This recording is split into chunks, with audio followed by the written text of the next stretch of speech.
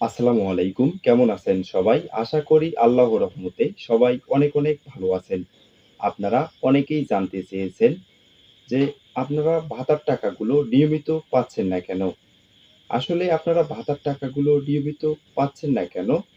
এই নিয়ে আজকের আলোচনা। আপনারা যারা নতুন ভাতার আবেদন করেছেন এখন পর্যন্ত একটি টাকাও পাননি, আসলে আপনারা অনেকেই বলতেছেন যে আমাদের ভাতার টাকাগুলো ঢুকতেছে না কেন? আসলে আপনাদেরকে জানতে হবে যে আপনাদের ভাতার কার্ডটি হয়েছে কিনা।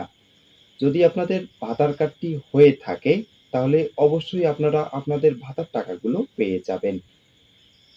এবং অন্য কারণেও ভাতার টাকাগুলো ঢোকে না। যদি আপনার অ্যাকাউন্টটি সাসপেন্ড হয়ে যায় তাহলেও কিন্তু ভাতার টাকাগুলো ঢোকে না।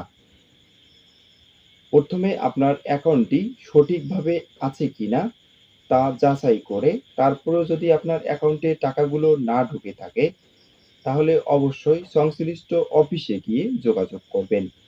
এবং আপনারা গর্ভবতী ভাতার আবেদন কিভাবে করবেন? গর্ভবতী ভাতার আবেদন প্রতি মাসের ১ তারিখ থেকে ২০ তারিখ পর্যন্ত এই আবেদনটি করা যায়। আপনারা এই আবেদনটি ইউনিয়ন পরিষদ, পৌরসভা এবং সিটি কর্পোরেশন থেকে এই আবেদনটি করতে পারেন।